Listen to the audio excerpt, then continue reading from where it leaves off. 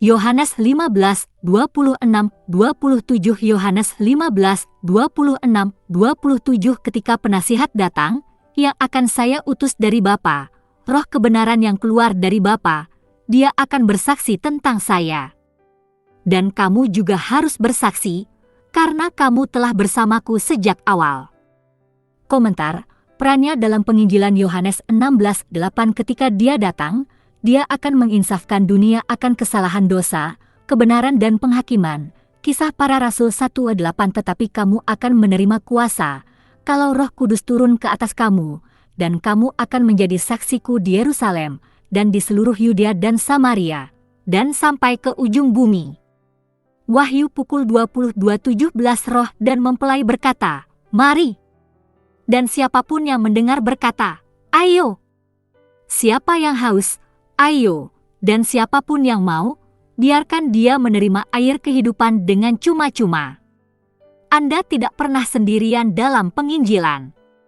Bahkan jika Anda adalah satu-satunya orang Kristen yang pernah berhubungan dengan seorang petobat, Anda tidak dapat dengan tulus mengatakan bahwa Anda telah memimpin orang itu kepada Kristus. Roh Kudus terlibat dalam hal ini. Faktanya, terkadang Spirit bahkan tidak membutuhkan banyak bantuan kita. Dia menginsafkan dunia akan dosa, kebenaran dan penghakiman yang akan datang. Tapi bagaimana dia melakukannya? Dia melakukan ini terutama melalui firman Tuhan yang merupakan pedangnya. Jadi ketika Anda membagikan apa yang Alkitab katakan, Anda melepaskan Roh Kudus untuk bekerja dalam diri mereka yang mendengarkan. Bahkan stiker dengan firman Tuhan pun bisa berdampak.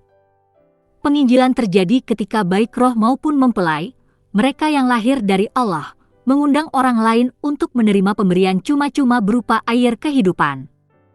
Peran Anda dalam membimbing melalui keadaan tertentu. Kisah Para Rasul pukul 20:23. Saya hanya tahu bahwa di setiap kota Roh Kudus memperingatkan saya bahwa penjara dan kesulitan ada di depan saya.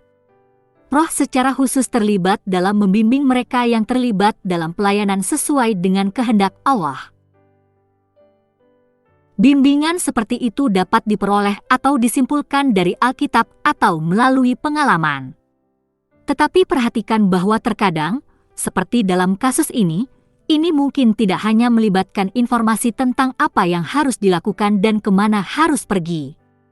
Sebaliknya, dalam hal ini, itu mempersiapkan Paulus untuk apa yang akan datang dengan memberinya pandangan jauh ke depan. Tentu saja, dia bisa saja mendapatkan ini dari ajaran Yesus sendiri tentang perlakuan seperti apa yang harus diharapkan para murid yang sekarang ada di dalam firman Tuhan.